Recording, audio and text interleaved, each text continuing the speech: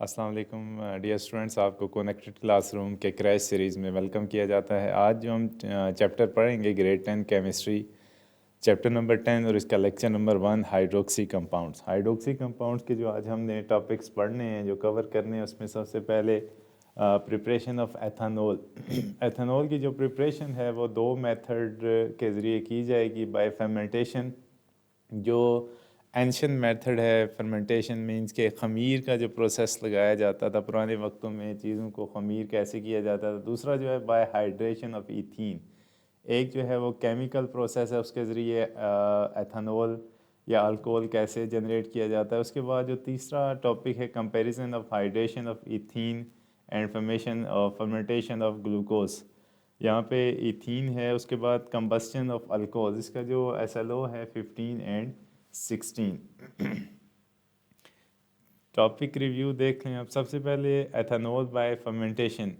जो पुराना मेथड था उसमें हम ग्लूकोज या किसी चीज़ को ख़मीर कैसे लगाते थे। फॉर एग्ज़ाम्पल आप आटे का डो देखें, उसको आजकल जो ख़मीर लगाया जाता है वो केमिकल प्रोसेस यीस्ट, या घरों में आप जो सोडियम बाइकार्बोनेट है, मीठा सोडा आप यूज़ करते हैं, उसको आप फ़ौरन डालेंगे तो वो यीस्ट क्या करेगा या मीठा सोडा क्या करेगा, उस चीज़ को ख़मीर कर देगा, फर्मेंट कर देगा। ठीक है, उसमें या फिर उसको ओपन एयर में छोड़ देते हैं तो क्या होता है, माइक्रो ऑर्गेनिज़म्स आते हैं। माइक्रो ऑर्गेनिज़म क्या करेंगे, उस चीज़ को ख़मीर करना शुरू कर देंगे, उसके ऊपर फफूंद लगना शुरू हो जाएगी। तो इसके लिए सबसे पहले जो ग्लूकोज है plus yeast gives us C2H5OH, alcohol generate होता है जो कि एथानॉल होगा। साथ में CO2 carbon dioxide gas release होगी। कार्बन डाइऑक्साइड गैस इसके अंदर जो फ्लफ़ी हो जाता है, उसमें जो होल्स प्रोड्यूस होते हैं वो कार्बन डाइऑक्साइड गैस वहाँ से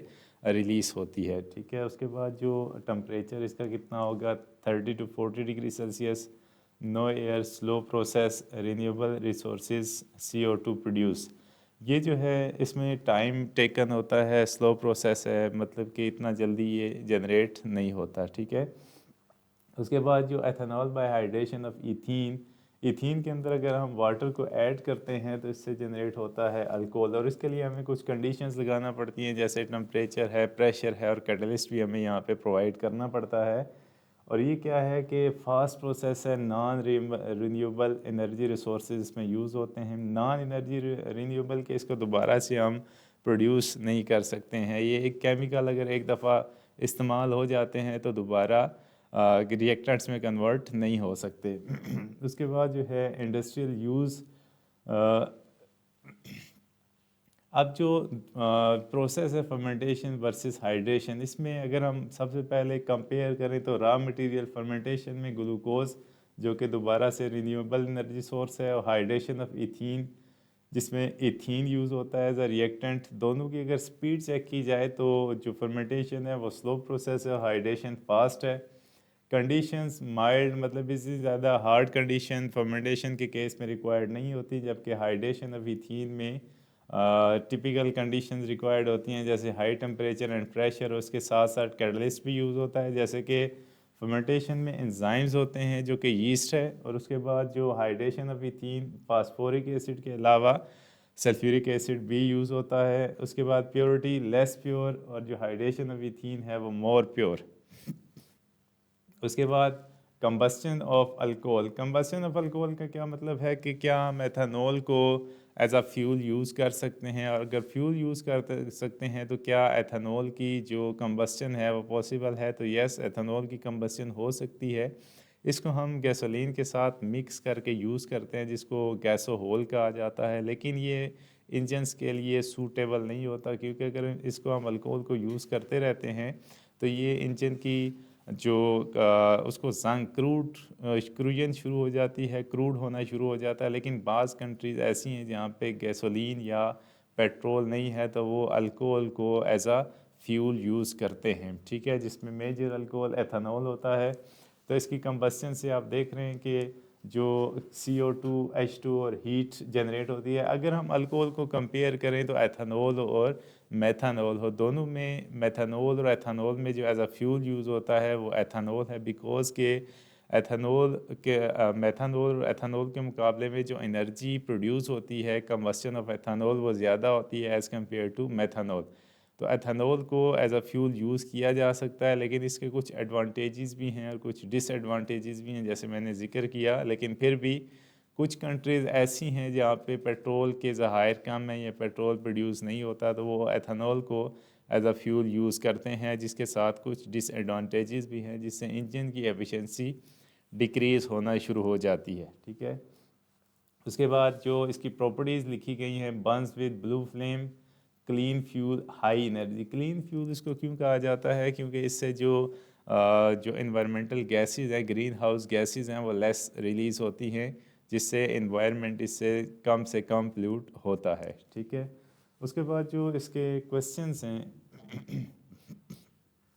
उसके ऊपर हम जाते हैं। पहले शॉर्ट क्वेश्चंस, इसमें पहला जो है define fermentation, right the chemical equation for preparation of ethanol bye fermentation, state to conditions necessary for fermentation of glucose.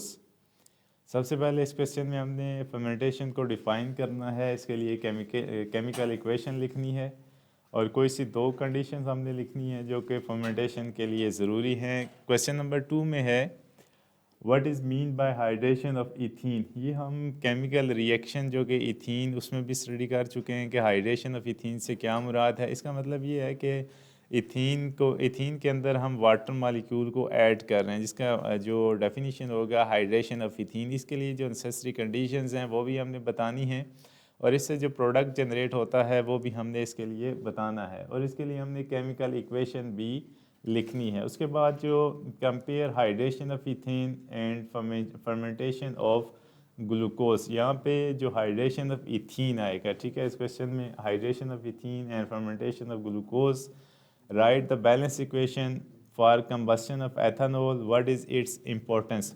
अब जो कंबस्शन है अभी हमने डिस्कस किया था कि कंबस्शन ऑफ एथेनॉल, उसके लिए केमिकल इक्वेशन और इसकी इम्पोर्टेंस क्या है। जैसे अभी हमने डिस्कस किया कि एथेनॉल को एज अ फ्यूल भी यूज़ किया जाता है। क्यों यूज़ किया जाता है? क्योंकि मैंने बताया कि इसकी जो एनर्जी कंटेंट्स हैं वो ज़्यादा होते हैं एज़ कम्पेयर टू मेथानॉल, लेकिन लेस एनर्जी प्रोडक्शन होती है एज़ कम्पेयर टू गैसोलीन। तो बाज़ कंट्रीज़ के अंदर गैसोलीन और अल्कोहल का मिक्सचर, जिसको हम गैसोहोल कहते हैं, यूज़ किया जाता है। ठीक है, उसके बाद क्वेश्चन नंबर 5 है what do you mean by hydroxy compounds, give some example. Hydroxy या हाइड्रोक्सल कंपाउंड्स कौन से होते हैं, इसकी कुछ एग्जांपल्स आप देंगे। हाइड्रोक्सल या हाइड्रोक्सी कंपाउंड ऐसे कंपाउंड्स होते हैं जिसमें हाइड्रोक्सल ग्रुप पाया जाता है। हाइड्रोक्सल ग्रुप कौन सा होता है? OH ग्रुप, जिसमें ऐसे कंपाउंड जिसमें OH ग्रुप पाया जाता है और इसको ऐसे कंपाउंड्स को हम अल्कोहल कंसीडर करते हैं। ठीक है, इसकी एग्जांपल्स में एथेनॉल हो सकता है, मेथानॉल हो सकता है। इसके आंसर भी हम डिस्कस करेंगे। उसके बाद लॉन्ग क्वेश्चन है prepare ethanol bye fermentation. Alcohol को हमने फर्मेंटेशन के ज़रिए प्रोड्यूस करना है, डिस्कस करना है फर्मेंटेशन प्रोसेस। इसके लिए हम एथेनॉल फ्रॉम ग्लूकोज, सबसे पहले रॉ मटेरियल्स क्या होंगे अगर हम फर्मेंटेशन करना चाहते हैं ग्लूकोज की। उसके बाद कंडीशंस क्या होंगी, रोल ऑफ एंजाइम्स, एंजाइम कौन सा यूज़ होगा, उसका इसमें किरदार क्या होगा, केमिकल इक्वेशन, और इस सारे प्रोसेस के लिए हम एक केमिकल इक्वेशन लिखेंगे।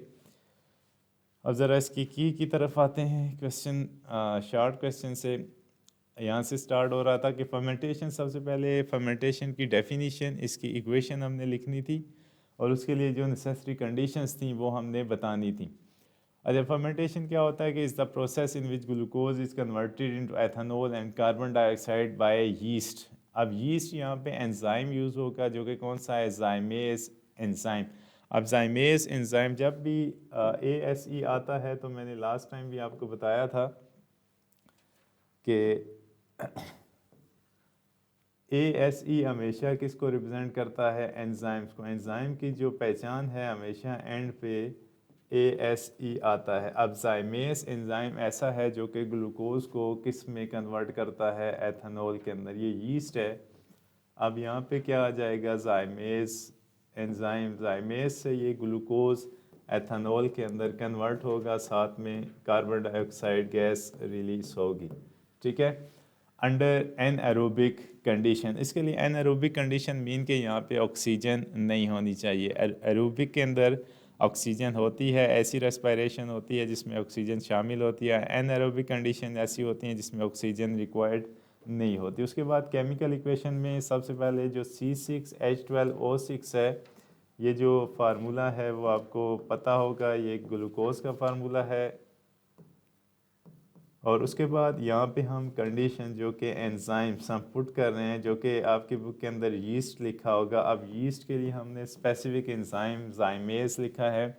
उसके बाद C2H5OH, ये ग्लूकोज से हम कन्वर्ट कर रहे हैं अल्कोहल के अंदर, और अल्कोहल यहाँ पे कौन सा है, एथानॉल। और साथ में जो CO2 रिलीज़ होगी ये क्या है, कार्बन डाइऑक्साइड। अब यहाँ पे आपका क्वेश्चन कंप्लीट हो जाता है कि सबसे पहले जो डेफिनीशन है फर्मेंटेशन की क्या है, कि डेफिनीशन में आ जाता है कि फर्मेंटेशन ग्लूकोज से कन्वर्ट किया जाता है ग्लूकोज को एथेनॉल के अंदर।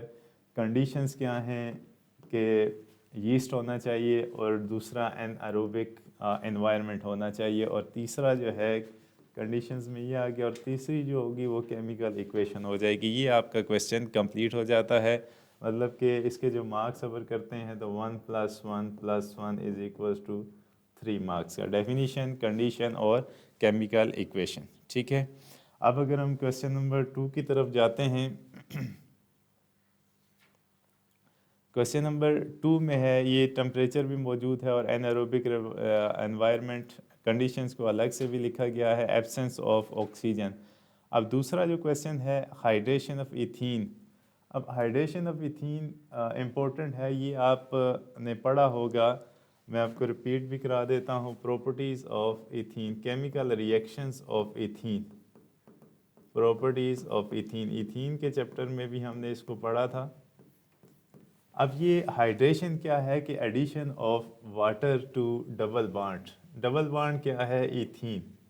इथीन के अंदर हम जो वाटर को ऐड कर रहे हैं, इस प्रोसेस को हम क्या कहेंगे, हाइड्रेशन ऑफ इथीन। और इसके लिए जो हमें कंडीशंस चाहिए वो कैटलिस्ट चाहिए, जो कि फास्फोरिक एसिड भी हो सकता है या फिर सल्फ्यूरिक एसिड भी हो सकता है। ठीक है, और इसके अलावा और बहुत सारे कैटलिस्ट हैं। टू फॉर्म एथेनॉल मींस कि हम इथीन को कन्वर्ट करेंगे ethene plus water in the presence of catalyst, जो कि सल्फ्यूरिक एसिड है, और टेम्परेचर। ठीक है, इससे क्या होगा कि ये C2H5OH के अंदर कन्वर्ट हो जाएगा एथेनॉल के अंदर। ठीक है, अब इसमें दो चीज़ें हैं कि ये पूरा एडिशन हो रही है, तो ये वाटर मालिक्यूल इसके अंदर दो चीज़ें एक दूसरे के अंदर ऐड हो के एक चीज़ जनरेट हो रही है। पूरे का पूरा वाटर मालिक्यूल इस इथीन के अंदर ऐड हो जाता है, जिससे एथेनॉल जनरेट होगा। अब यहाँ पे इथीन का जो है वो मालिक्यूलर फार्मूला दिया गया है। आप यहाँ पे क्या कर सकते हैं, CH2 डबल बॉन्ड CH2 कर सकते हैं प्लस H2O, और साथ में आप क्या कर सकते हैं, H2SO4। उसके लिए जो टेम्परेचर प्रेशर है वो आप लिख सकते हैं। बास लिटरेचर में ये भी आता है 140 to 180 डिग्री सेल्सियस, या फिर यहाँ पे 300 डिग्री सेल्सियस, और साथ में 60 ATM प्रेशर दिया गया है, ये आप कर सकते हैं। ठीक है, और उसके बाद जो बनेगा C2H5OH।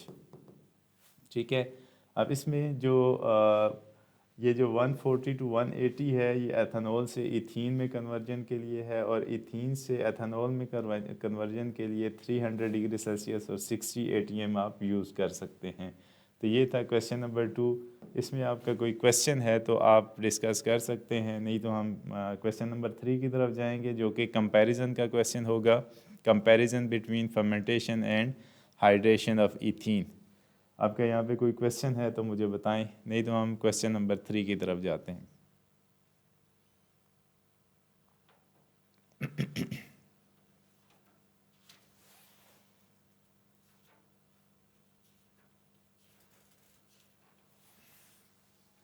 अच्छा, नेक्स्ट है क्वेश्चन नंबर 3। क्वेश्चन नंबर 3 में है कि comparison of hydration of ethene and fermentation of glucose.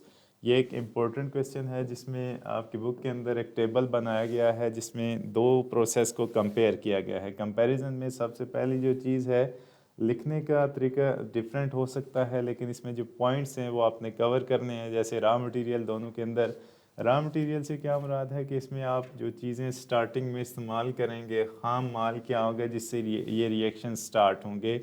तो जो फर्मेंटेशन है उसमें ग्लूकोज यूज़ होता है। जैसे मैंने एक बात की थी, आटा एज अ ग्लूकोज हम यूज़ करते हैं, उसकी फर्मेंटेशन हो सकती है। आप घर में मैदा यूज़ कर रहे हैं, दही यूज़ कर रहे हैं, कोई भी चीज़ है जिसके अंदर ग्लूकोज कंटेंट मौजूद है।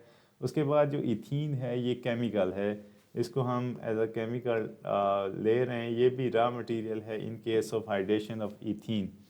अब उसके बाद जो कैटलिस्ट है या एंजाइम है, इसके अंदर जो एंजाइम यूज़ होता है वो ज़ाइमेज़ है, लेकिन यहाँ पे कैटलिस्ट यूज़ होगा। यहाँ पे बार बार फास्फोरिक एसिड आ रहा है तो आप यहाँ पे सल्फ्यूरिक एसिड भी यूज़ कर सकते हैं, ठीक है, जो आप लिखना चाहते हैं। उसके बाद टेम्परेचर की रेंज 25 टू 35 डिग्री सेल्सियस, ये जो होगा दिस इज़ रूम टेम्परेचर, ठीक है। ये रूम टेम्परेचर पे भी ख़मीर हो जाता है। ये इसके लिए स्पेसिफिक टेम्परेचर, स्पेसिफिक कंडीशंस ज़रूरी हैं। जब तक ये स्पेसिफिक कंडीशन आप नहीं लगाएंगे तब तक ये प्रोसेस प्रोसीड नहीं होगा। अब रिएक्शन स्पीड, जो फर्मेंटेशन है वो हमेशा स्लो होता है, एक ख़ास उसकी जो स्पीड होगी।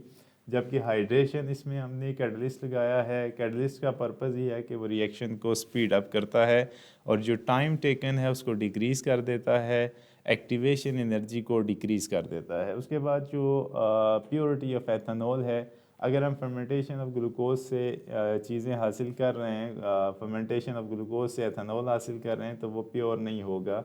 उसके अंदर कुछ ना कुछ जो रेजिड्यू मिक्सचर होगा डिफरेंट सब्सटेंसेस का वो मौजूद होगा। उसके बाद उसको फ़िल्टर करना पड़ता है, डिस्टिलेशन करनी पड़ती है ताकि उससे हम प्योर एथेनॉल हासिल कर सकें, ठीक है। जब हम उससे प्योर हासिल कर लेते हैं, जैसे हम फर्मेंटेशन ऑफ ग्लूकोज कर रहे हैं तो उससे ग्लूकोज भी मौजूद है जो कि कम्प्लीटली फर्मेंट नहीं हुआ, और उसके अंदर जो कुछ सब्सटेंसेस भी मौजूद हैं, एथेनॉल भी मौजूद है। फिर उसकी क्या होती है, उस मिक्सचर की डिस्टिलेशन होती है। उस मिक्सचर से जो अल्कोहल हम हासिल करते हैं, जो एथेनॉल हम हासिल करते हैं, उसको रेक्टिफाइड स्पिरिट का नाम दिया जाता है। तो यहाँ पे उसके लिए क्या रिक्वायर्ड होती है, डिस्टिलेशन। डिस्टिलेशन मैंने कुछ लेक्चर्स में आपको बताया था कि डिस्टिलेशन जो है ये बॉइलिंग प्रिंसिपल के ऊपर काम करता है कि इसमें हम उन सब्सटेंसेस को, मिक्सचर ऑफ सब्सटेंसेस को इतना हीट करते हैं कि वो टेम्परेचर उनके बॉइलिंग टेम्परेचर तक पहुंच जाता है। फिर वो गैसेस के अंदर कन्वर्ट हो जाते हैं और डिफरेंट चैम्बर्स के अंदर चले जाते हैं। ये प्रोसेस हमने डिस्टिलेशन ऑफ पेट्रोलियम के केस में स्टडी किया था। उसके बाद जो हाइड्रेशन ऑफ इथीन है, इस केस में प्योर आता है और हाई यील्ड आता है, क्योंकि इसमें सारे के सारे केमिकल हैं और ये एक तरह का इंडस्ट्रियल रिएक्शन होता है जिसमें हम इंडस्ट्री के अंदर इथीन से ग्लूकोज बना रहे होते हैं, ठीक है। अच्छा, उस नेक्स्ट क्वेश्चन है क्वेश्चन नंबर 4। नेक्स्ट है कंबस्शन ऑफ एथेनॉल। ये एक इम्पॉर्टेंट है जिसमें हम अभी भी मैंने जो रिव्यू था उसमें बताया था कि बाज़ कंट्रीज़ ऐसी हैं जिसमें एथेनॉल को एज अ फ्यूल यूज़ किया जाता है, लेकिन कुछ इसके एडवांटेजेस भी होते हैं और कुछ इसके डिसएडवांटेजेस भी होते हैं। बाज़ कंट्रीज़ जिसमें पेट्रोल है ही नहीं है वो तो यूज़ करते हैं, लेकिन बाज़ कंट्रीज़ ऐसे भी हैं जिसमें मिक्सचर ऑफ गैसोलीन और एथेनॉल यूज़ किया जाता है। इसमें जो अगर हम गैसोलीन और एथेनॉल को कंपेयर करें तो गैसोलीन की जो एनर्जी कंटेंट है वो ज़्यादा है, मतलब इंजन की एफिशिएंसी गैसोलीन से ज़्यादा होती है, जबकि एथेनॉल से कम होती है। क्योंकि जब एथेनॉल की कंबस्शन होती है तो उससे जो एनर्जी प्रोड्यूस होती है वो लेस होती है एज़ कम्पेयर टू गैसोलीन। लेकिन मजबूरी के तहत हम यूज़ कर सकते हैं, लेकिन उसका डिसएडवांटेज क्या होगा कि आपका जो इंजन है उसकी क्रूजन होना स्टार्ट हो सकती है, ठीक है। क्योंकि ये जो मॉइस्चर है उसको एब्जॉर्ब भी करता है, एथेनॉल एब्जॉर्ब जो वाटर कंटेंट है उसको अपनी तरफ अट्रैक्ट करता है। इसके लिए जो कंबस्शन है, कंबस्शन की डेफिनेशन सबसे पहले कि कंबस्शन आपको नज़र आ रहा है कि कोई भी चीज़ जो कि ऑक्सीजन की प्रेजेंस में बर्न करती है, इस प्रोसेस को हम क्या कहेंगे, कंबस्शन, ठीक है। तो सबसे पहले एथेनॉल, एथेनॉल को हम बर्न कर रहे हैं, कंबस्ट कर रहे हैं in the presence of oxygen, और इससे जो कंबस्टन से प्रोडक्ट हमेशा बनता है वो क्या है, कार्बन डाइऑक्साइड। कार्बन डाइऑक्साइड, इसके साथ जो मॉइस्चर वाटर बनेगा, साथ में यहाँ पे हीट रिलीज होगी, ठीक है।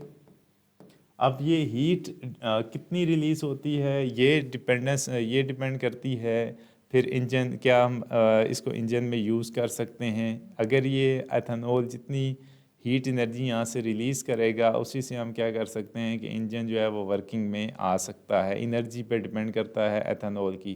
तो मैंने वही बात की कि गैसोलीन या पेट्रोल और एथेनॉल को कंपेयर किया जाए तो एथेनॉल लेस प्योर होता है, गैसोलीन ज़्यादा प्योर है, बिकॉज ऑफ के एनर्जी कंटेंट एथेनॉल का लेस होता है, गैसोलीन का ज़्यादा होता है। अब इम्पोर्टेंस क्या है कि produces heat and energy used as fuel, तो इसको हम फ्यूल के तौर पे यूज़ करते हैं। Carbon dioxide and water are form, इससे जो कार्बन डाइऑक्साइड और वाटर प्रोड्यूस होता है, जो मेन इम्पोर्टेंस है इस रिएक्शन की वो क्या है कि इसको हम जो यूज़ करते हैं वो एनर्जी प्रोडक्शन के लिए, एनर्जी प्रोड्यूस होती है तो इसको हम एज अ फ्यूल यूज़ करते हैं, ठीक है। क्वेश्चन नंबर 5 है। क्वेश्चन नंबर 5 में है कि हाइड्रोक्सल कंपाउंड्स कौन से होते हैं, इनकी कुछ एग्जांपल्स आप दें। तो हाइड्रोक्सल कंपाउंड ऐसे कंपाउंड्स होते हैं जिसमें OH ग्रुप पाया जाता है, हाइड्रोक्सल ग्रुप पाया जाता है। तो इसकी कुछ एग्जांपल्स जो हैं, सबसे पहले मेथनॉल, एथनॉल, प्रोपानॉल। तो जो अल्कोहल फैमिली है,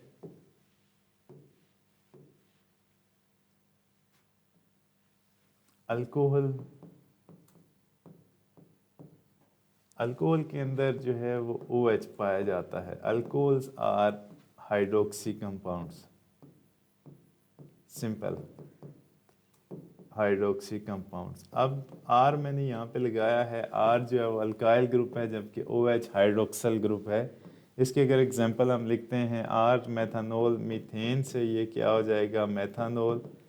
इथेन से C2H6, अगर H5 कर एथनॉल बन जाएगा। अगर प्रोपानॉल लिखते हैं तो C3H7OH प्रोपानॉल। इसी तरह से ब्यूटानॉल, इसी तरह से 1 प्रोपानॉल, 2 प्रोपानॉल भी कर सकते हैं। तो सिंपल सी बात है कि अगर OH ग्रुप आ जाता है तो इनको हम हाइड्रोक्सी कंपाउंड कहते हैं। और ये जो फंक्शनल ग्रुप होगा, इस वजह से जो क्लास बनेगी उसको हम क्या कहेंगे, अल्कोहल क्लास बनेगी, जो कि ऑर्गेनिक कंपाउंड्स हैं, ठीक है। उसके बाद नेक्स्ट क्वेश्चन है, क्वेश्चन लॉन्ग। इसमें सबसे पहले है कि preparation of ethanol bye fermentation. तो सबसे पहले हम रॉ मटेरियल्स लेते हैं, ग्लूकोज फ्राम शुगर और स्टार्च।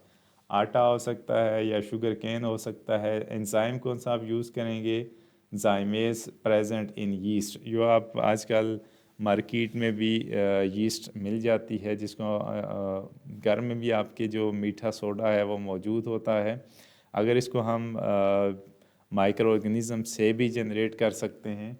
उसके बाद कंडीशंस क्या हैं, टेम्परेचर 25 to 35 डिग्री सेल्सियस, जो कि रूम टेम्परेचर है। Anaerobic environment, no oxygen. अब प्रोसेस क्या है कि glucose is converted into ethanol and carbon dioxide by yeast in anaerobic condition. The reaction is slow and gives impure ethanol which can be purified by distillation.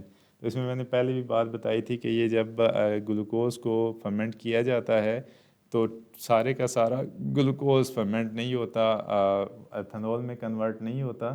तो इसमें कुछ चीज़ें मतलब कि जब मिक्सचर बनता है तो उसमें ग्लूकोज भी मौजूद होता है, एथेनॉल भी मौजूद होता है, और जो कार्बन डाइऑक्साइड गैस है वो भी मौजूद होती है।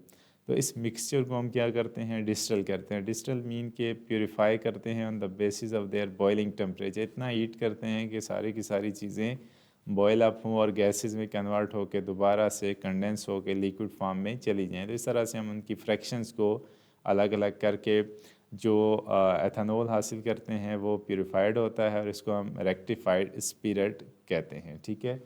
तो ये जो आपके सामने मौजूद है equation, glucose converted into ethanol plus carbon dioxide, और इसके लिए जो कंडीशंस हैं वो भी आप यहाँ पे पुट कर सकते हैं। ये था लॉन्ग क्वेश्चन। अब आएंगे हम शॉर्ट क्वेश्चन से MCQs की तरफ। सबसे पहले यहाँ पे आपका कोई क्वेश्चन है तो आप बता सकते हैं, नहीं तो हम एमसीक्यूज़ की तरफ आते हैं।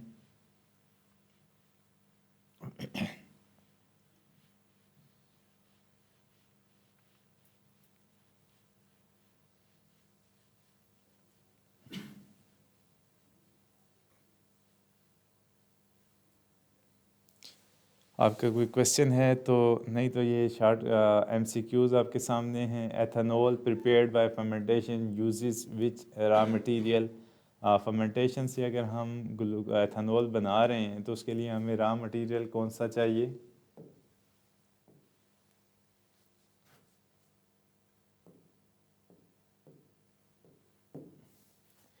1A, ethanol prepared by fermentation. Fermentation से हमने करना है, आप इसको देखें, फर्मेंटेशन के लिए इथीन चाहिए, मीथेन चाहिए, ग्लूकोज चाहिए या फिर इथेन चाहिए?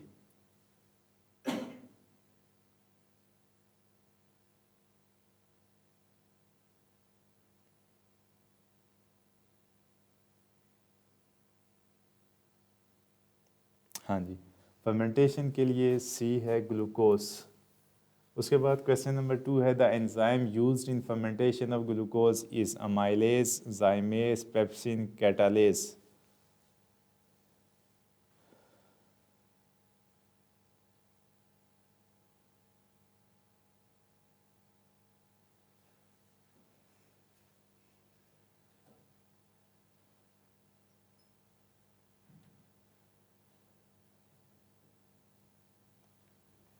तो जो दूसरा है enzyme used in fermentation of glucose, तो इसके लिए जो ऑप्शन होगा दिस इज जाइमेज। ठीक है, कैटलिस्ट हम यूज़ करते हैं जाइमेज। ठीक है, उसके बाद क्वेश्चन नंबर 3 है the optimum condition for fermentation is about. तो मैंने इसके लिए आपको रूम टेम्परेचर का हवाला दिया था। यहाँ पे जो टेम्परेचर आएगा वो कितना होगा? 0 डिग्री सेल्सियस, 25 to 35, 60 और 100 डिग्री सेल्सियस, 3B। ठीक है, रूम टेम्परेचर पे ये प्रोसेस स्टार्ट हो जाता है। उसके बाद क्वेश्चन नंबर 4 है which gas is release during fermentation. कौन सी गैस है जो कि फर्मेंटेशन के दौरान रिलीज़ होती है? ऑक्सीजन, नाइट्रोजन, कार्बन डाइऑक्साइड और हाइड्रोजन। 4C, CO2। ठीक है, उसके बाद जो नेक्स्ट है ethanol prepared by hydration of ethene is. अगर हम हाइड्रेशन ऑफ इथीन प्रोसेस करते हैं और उससे एथेनॉल बनाते हैं, is dilute, impure, aqueous, pure. क्या एथेनॉल डाइल्यूट होता है हाइड्रेशन ऑफ इथीन से जो प्रिपेयर किया जाता है, इम्प्योर हासिल होता है, एक्वस होता है या फिर प्योर हासिल होता है?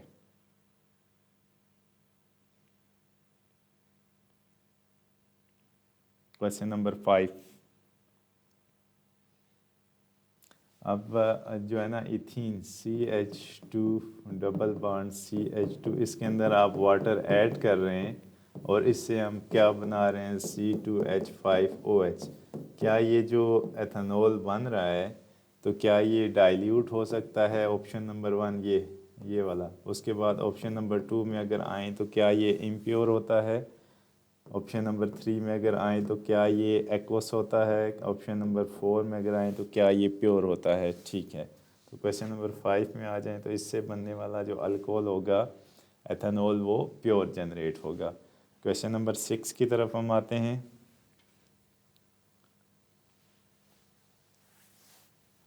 Hydration of ethene is carried out in the presence of. अब जो इथीन की हाइड्रेशन है वो किसकी प्रेजेंस में होती है? जाइमेस, निकल, फास्फोरिक एसिड, हाइड्रोक्लोरिक एसिड। तो दो तीन कैटलिस्ट हम यूज़ करते हैं जिसमें से एक का जिक्र यहाँ पे किया गया है, फास्फोरिक एसिड। ठीक है, तो यहाँ पे जो ऑप्शन होगा फास्फोरिक एसिड। उसके बाद है fermentation is a fast process, slow process या फिर इंस्टेंट रिएक्शन या फिर एक्सप्लोसिव रिएक्शन। तो सातवें का जो ऑप्शन होगा वो ए है, बी है, सी है या डी होगा? Fast process, slow process, instant reaction या explosive reaction?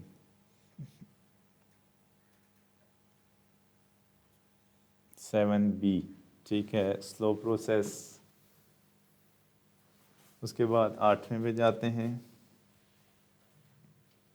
Which method is suitable for large scale industrial production of ethanol? Fermentation, combustion, hydration of ethene, oxidation. अगर हमने इंडस्ट्रियल लेवल के ऊपर एथेनॉल को जनरेट करना है तो कौन सा प्रोसेस बेस्ट होगा? Fermentation, combustion, hydration of ethene या फिर ऑक्सीडेशन? 8A। यहाँ पे फर्मेंटेशन आपने इंडस्ट्रियल प्रोसेस लगाना है इंडस्ट्री के लिए, मतलब मार्केट में सेल करना है, तो क्या फर्मेंटेशन के थ्रू हम ये इतना ज़्यादा बना सकते हैं कि हम उसको सेल आउट करें, जबकि फर्मेंटेशन जो है वो एक स्लो प्रोसेस है। तो इसके लिए आप दोबारा इस क्वेश्चन पे गौर करें, फर्मेंटेशन से क्या हम इंडस्ट्रियल लार्ज स्केल प्रोडक्शन कर सकते हैं या नहीं। उसके बाद जो कंबस्चन है, कंबस्चन तो रूल आउट हो जाएगा, combustion is different reaction. Hydration of ethene, तो यहाँ पे जो ऑप्शन आएगा हाइड्रेशन ऑफ इथीन के ज़रिए हम लार्ज स्केल प्रोडक्शन कर सकते हैं, प्रोडक्शन ऑफ अल्कोहल। ठीक है, क्योंकि ये फास्ट रिएक्शन है, जल्दी से हमें प्रोडक्ट दे देगा, इसके लिए हमें इतना इंतज़ार नहीं करना पड़ेगा। मतलब हमने जो ही रिएक्शन लगाया कुछ देर के बाद हमें एथेनॉल मिल जाएगा और उसको हम पैक करके सेल आउट कर सकते हैं, जिससे हम लगातार प्रोडक्शन करके बेच सकते हैं इसको। लेकिन फर्मेंटेशन के ज़रिए अगर हम इसको चलाएंगे तो फर्मेंटेशन तो हमें क्या पता महीना इंतज़ार करना पड़े, 2 महीने इंतज़ार का। अभी तो केमिकल्स आ गए हैं तो उससे हम इंस्टेंट फर्मेंटेशन कर सकते हैं, लेकिन पुराने वक्तों में जो होता था फर्मेंटेशन के लिए लोग एक चीज़ को रख देते थे और उससे उसके ऊपर ख़मीर लगता था, तो वो दूसरी चीज़ों के अंदर मिक्स करके दूसरी चीज़ों को फर्मेंट करते थे। ठीक है, तो बेस्ट जो है इंडस्ट्रियल प्रोडक्शन के लिए हम हाइड्रेशन ऑफ इथीन, जो कि इंडस्ट्री में रिएक्शन यूज़ किया जाता है। उसके बाद जो नेक्स्ट क्वेश्चन है, question number 9, the molecular formula of ethanol is. Ethanol का मॉलिक्यूलर फार्मूला क्या होगा? सबसे आसान जो क्वेश्चन है, C2H5OH। अब इसका ये मॉलिक्यूलर फार्मूला है, लेकिन इसको अगर मज़ीद हम कंडेंस करते हैं तो C2H6O। तो यहाँ पे 9 का क्या आ जाएगा? C। ठीक है, गुड, C2H6O। उसके बाद जो लास्ट पे है, कंबस्शन ऑफ एथेनॉल प्रोड्यूसेस। अगर हम एथेनॉल की कंबस्शन कर रहे हैं तो इससे क्या प्रोड्यूस होगा? CO plus H2O, CO2 plus H2O, CO2 plus H2 और C प्लस H2O। 10 का B ऑप्शन आ जाएगा। ठीक है, तो यहाँ पे आपने तकरीबन सारे क्वेश्चन के अच्छे ऑप्शन दिए हैं, करेक्ट ऑप्शन दिए हैं, सिवाय एक के, जिसमें आपको सजेशन ये है कि जब सबसे पहले आप क्वेश्चन को अच्छे तरीके से रीड किया करें, उसको अंडरस्टैंड किया करें। वो भी क्वेश्चन आपको आता था, लेकिन हम जल्दबाजी में बाज़ औक़ात ऐसे मार्क कर देते हैं, लेकिन जब दोबारा हम रीड कर रहे होते हैं तो फिर हमें एहसास होता है कि हमने क्वेश्चन को गलत मार्क, क्योंकि बोर्ड की पॉलिसी है कि अगर आपने एक क्वेश्चन को ओवर राइट कर दिया है, ओवर राइट मीन के 2 ऑप्शन के ऊपर आपने टिक किया, तो आपको उसमें वहाँ से नंबर नहीं मिलेंगे, ओवर अटैम्प्ट कर दिया जाएगा। ठीक है, तो इसके लिए जब भी आप MCQs को मार्क करें तो तसल्ली के साथ, आराम सुकून के साथ आप उसको पढ़ें, रीड करें, टाइम के अंदर मैनेज करें उनको। ठीक है, आपका कोई क्वेश्चन है तो आप 2 मिनट के लिए डिस्कस कर सकते हैं, नहीं तो हम लेक्चर को क्लोज करेंगे।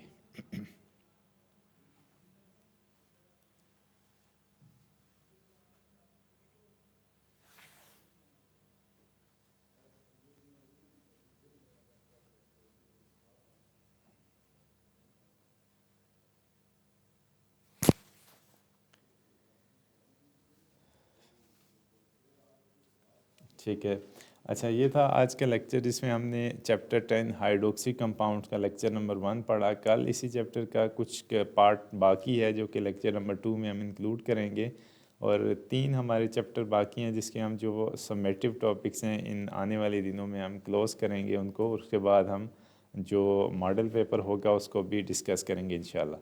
तो आज के लेक्चर में यही होगा। कल दोबारा से चैप्टर नंबर 10 के साथ आपकी स्क्रीन पे दोबारा मौजूद होऊंगा। आप तमाम बच्चों के लिए खुश रहें, आबाद रहें, अपनी दुआओं में हमें याद रखिएगा। अल्लाह हाफ़िज़।